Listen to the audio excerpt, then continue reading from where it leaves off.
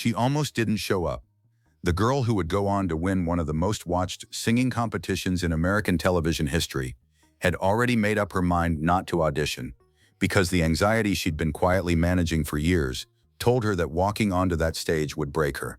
Her name is Abi Carter, and everything you think you know about her journey to that winner's podium is missing the most important part.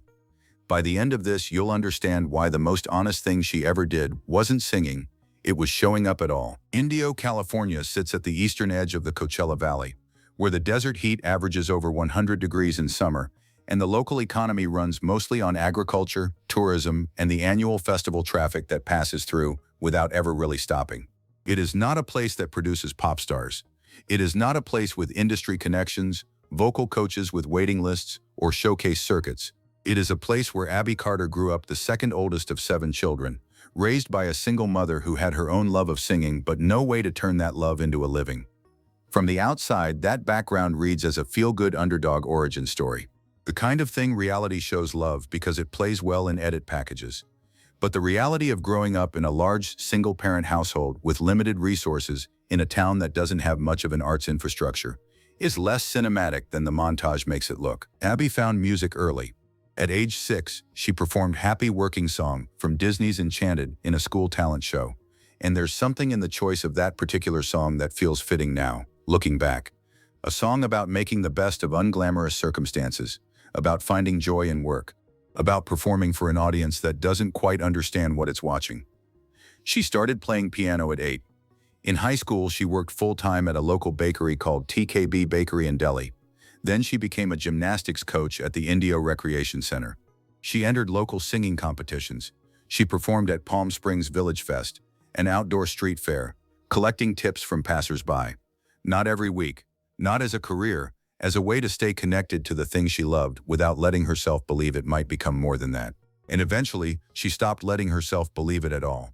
But here's the part that changes everything about what you just heard. While Abi was performing at street fairs and coaching gymnastics classes, she was also attending California State University, San Bernardino, the Palm Desert campus, pursuing a degree in marriage and family therapy. That is not the CV of someone who believed music was going to work out. She graduated summa cum laude, the highest academic distinction, a psychology degree, the full credential path toward becoming a licensed family therapist. Because somewhere along the way, Abi Carter had made a quiet, practical decision that the music thing was a dream, not a plan. And if she couldn't express her own emotions through art, she could at least help other people process theirs. She said it herself in an interview with Billboard during the season. "I went to school and got a psychology degree because I figured if I can't express my emotions through something artistically, maybe I can just help other people express their emotions. I was going to be a family therapist." Read that again. She was going to be a family therapist, not "I wanted to be a singer but I had a backup plan." She had accepted the outcome. She had built the alternative life. She had graduated with the highest possible distinction from a degree she earned while working, performing for tips, and managing a level of anxiety and depression she hadn't yet told anyone about publicly. At 19, she quit the coaching job to focus on music. But even then, there was no roadmap, no management, no plan, just the decision to stop dividing her time and see what happened. And then, in the summer of 2023, her phone lit up with a message she assumed was fake. Most people who know this story stop here. But the real story starts right now. In June 2023, a casting producer for American Idol named Ariel Panzer sent Abi Carter a direct message on social media. Panzer had been searching online for unsigned musicians, scrolling through platforms, looking at local performers, doing the kind of grassroots scouting that rarely gets talked about when the show's edit focuses on the "I drove 12 hours to be here" audition narratives. Abi's first reaction was that it was a scam. She went onto the producer's profile. It looked real. She sat with the message for a while, and then she had to make a decision that would put her directly in the path of the one thing that terrified her most. She had been open in the years since about what that fear actually was. Anxiety and depression. Real, documented, ongoing. Not stage fright, not nerves before a big performance. The kind that creates what she described as a spiral. The kind she'd been managing privately for years, with the help of therapy her mother had encouraged her to seek, and long conversations with her siblings who would sit and listen for hours. The thing about anxiety is that it tells very convincing lies about outcomes. It told her that walking into a national televised audition would guarantee public embarrassment on a scale she couldn't recover from. and she believed it. She had already decided not to go. "Originally, I wasn't planning on going on the show," she said in an interview with Parade in 2025, "because I didn't want to embarrass myself. I thought that would definitely be something that would throw me into a spiral." She went anyway. And if you think that was surprising, stay with me, because this next part is why the whole story matters. Abi Carter was the last person to audition on her Los Angeles audition day.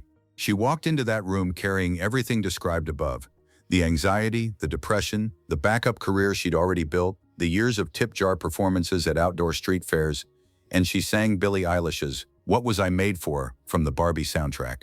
The song had been released only months earlier. Nobody had really made it their own yet in the covers circuit. Abi saw the gap. She saw an opportunity to take something that hadn't been claimed and put herself inside it. That level of strategic thinking, in the middle of managing everything else she was carrying, tends to get overlooked when the narrative is just "girl from the desert wows the judges." Katy Perry, Lionel Richie, and Luke Bryan all wiped tears. All three judges reached a unanimous decision: platinum ticket. Not a regular golden ticket, a platinum ticket, advancing her directly through the first Hollywood round and into the second. It was one of only 3 awarded that entire season. Abi's reaction, as captured on camera, was the genuine shock of someone who had genuinely prepared themselves not to make it through. Her legs were shaking, she could barely stand. This wasn't a performance of humility. She had built an entire alternative life for the eventuality that this moment never came. But inside the competition, the anxiety didn't disappear just because the judges were impressed. "There were many times on the show where I did feel like I had embarrassed myself," she said. She kept moving anyway. And that's when the decision was made, the one nobody around her saw coming. Here is what the audience watching at home saw across the season: a warm, somewhat self-deprecating 21-year-old from the California desert who sang with vulnerability and precision, who had a natural ability to inhabit a song and make it feel like a confession, and who seemed on camera to be taking the whole experience in stride. What the cameras didn't show was the support structure working in the background to hold that together. Her mother had pushed her toward therapy years before the show. Her siblings functioned as a kind of informal emotional anchor, available for the kind of multi-hour conversations that don't happen when you're managing fine. The community that formed among the cast of season 22 helped too. "It was genuinely like a bunch of friends," she said. That cast included people like Will Mosley and Jack Blocker, both of whom she'd go up against in the finale, and both of whom, according to Carter, became part of the support system rather than sources of competition pressure. None of this made the edit in any significant way. Reality competition shows are not generally in the business of lingering on mental health management. They are in the business of dramatic arcs, elimination tension, and judge reactions. The inner architecture that allows a person to function under that level of pressure, the therapy, the family, the years of learning how to keep moving during a spiral, gets trimmed because it doesn't generate a clean narrative beat. What remained on screen was the image. The confident enough audition, the platinum ticket, The Rock takes on Evanescence and Fall Out Boy, the sultry Fleetwood Mac cover, the girl who seemed to be enjoying herself. She was enjoying herself. That part was also real. Both things were true at the same time. She never talked about this publicly, until now. The night of May 19, 2024, in the season 22 finale, Abi Carter stood on stage waiting to hear her name, or Will Mosley's. She was mentally chanting Will's name. In her own recollection, as the announcement approached, her internal monologue was, "And the winner of American Idol, season 22 is Will Mosley, Will Mosley, Will Mosley." She thought she was preparing herself for the loss. She was catastrophizing in real time, on live television, in front of millions of viewers who were about to watch her name get called instead. When Ryan Seacrest announced Abi Carter, she said her legs stopped working. "I think I fell to the floor," she recalled. "Everybody swarmed me at the end." The reaction that followed, the disbelief, the collapse, the tears, looked to casual viewers like the overwhelmed joy of a contestant who had dared to dream and had it come true. And it was. But the specific texture of that reaction, the literal falling to the floor, the legs giving out, reflected something more specific than generic winner's shock. It reflected the response of a person for whom the catastrophic outcome had already been processed, who had already mentally lived through losing, whose nervous system was caught completely off guard by a different result. She was the first woman to win American Idol in 4 years. She posted on Instagram, "I'm just a girl from Indio who used to sing on street corners." The number that came next, Nobody who followed this channel expected it. After winning American Idol, the conventional path is well established. Sign with a major label, release the winner's single through the Idol-affiliated infrastructure. Let the promotional machine do its work while the show's attention is still focused on you. It's what most winners have done. It is what the show's deal structure essentially anticipates. Abi Carter turned it down. She chose not to sign with any record label, including the Idol-affiliated 19 Recordings route, and instead used the prize money she won to establish herself as a fully independent artist. Creative control, ownership of her masters, no one in a boardroom deciding what her songs should sound like. "I'm not signed to a record label," she told Parade. "I am currently independent, and I think that that's a big reason as to why I'm able to find myself and have complete creative freedom." For a winner of American Idol, in the history of American Idol, this was almost without precedent. The debut album, Ghosts in the Backyard, came out on November 15, 2024. Fully independent.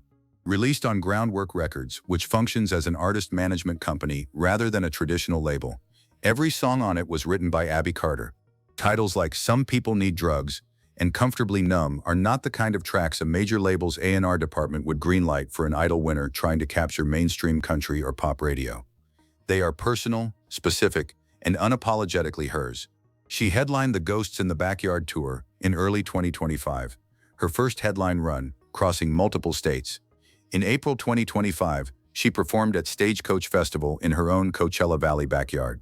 The girl who busked at the Palm Springs Village Fest Street Fair, now playing one of the biggest country music festivals in the world, 3 miles from where she grew up.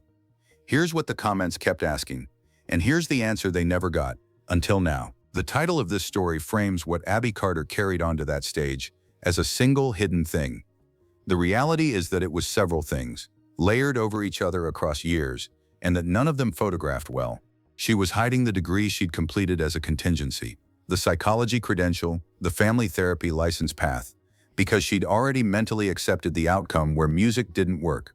She was hiding the years of tip jar busking that barely covered expenses, the bakery shifts and gymnastics coaching jobs, the local singing competitions that she'd entered and exited without anything catching.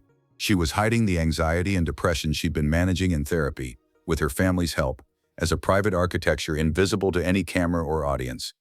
And she was hiding, perhaps most of all, the fact that she almost hadn't come at all, that she had already made the decision not to audition, that the only reason she was standing in front of those judges is because a stranger found her online and sent a message she nearly dismissed as spam. The irony of competitive singing shows is that they present themselves as pure talent meritocracies. The best voice rises. The deserving winner wins. What they almost never show is how close the thing was to never happening. How many contingencies and near misses and private battle lines held by invisible support systems stand between any given winner and the version of their life where they never walked through the door.